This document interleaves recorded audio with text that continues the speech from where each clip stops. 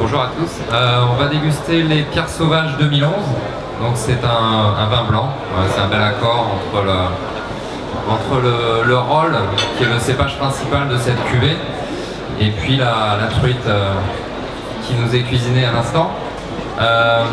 Pour parler rapidement du domaine, le domaine est situé à Châteauvert, donc à 15-20 minutes au nord de Brignoles.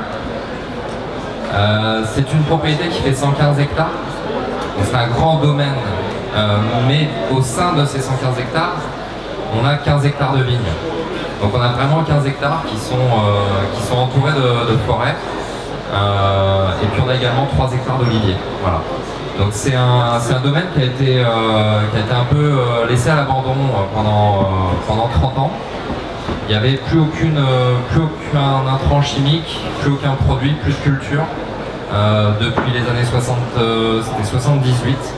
Et puis le domaine a été racheté par Marie et Philippe Bianton.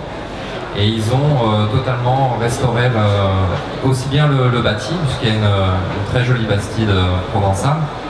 Et puis ils ont également replanté tout le vignoble à partir de 2001. Donc tout en agriculture biologique. En plus là ça a vraiment du sens, puisque la propriété était sans aucun intrant chimique depuis plus de 30 ans. Et puis vraiment protégée dans cet écrin de verdure. Donc voilà, aujourd'hui 15 hectares en production.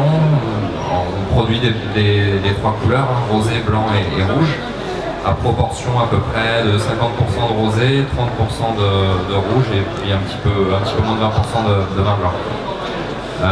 L'autre particularité, c'est qu'on n'utilise aucun produit œnologique, c'est-à-dire qu'on utilise du raisin pour faire du vin. Ça paraît rigolo, mais c'est de plus en plus rare. Ouais, c'est super important ça, parce qu'en fait les gens le temps que ça te rentre dans le cerveau, ça met un petit temps de réflexion. On utilise que du raisin pour faire du vin. C'est incroyable. Eh bien non, c'est la base. En fait, nous, on estime qu'on fait un certain travail au terroir, dans les vignes, donc on veut le continuer à la cave. Donc tout est ramassé bien sûr à la main, vendange manuelle, en petites caissettes de 25 kg. Et puis derrière, on n'utilise aucun produit chimique. Alors on utilise bien sûr un petit peu de soufre, un petit peu de sulfite, comme on les appelle. On les utilise à dose très limitée, hein. On utilise à peu près moitié de la dose autorisée en vinification biologique. Et puis les sulfites, c'est un produit qui est allergène, donc on essaye quand même de faire très attention à la quantité qu'on met dans les vins. Donc on les utilise vraiment avec parcimonie. Et puis voilà, on n'utilise aucun autre produit, et pourtant la liste est longue. Pour vous donner juste un ordre d'idée, il y a à peu près 300 levures aujourd'hui qui sont référencées en France et qui vont donner soit des goûts de banane, des goûts de ceci, des goûts de cela. Nous on fait des vins qui ont du goût de vin. Voilà. Donc ça c'est un petit peu notre approche. Alors les chevaux, on y pense bien sûr. C'est une bonne question. Les chevaux, dans les vignes, c'était utilisé, et c'est toujours utilisé par certains vignerons. Mais nous, on est plus en réflexion sur la traction asine, donc les ânes, parce que c'est un petit peu plus léger. Le cheval, une fois qu'il est parti, il peut blesser certains pieds.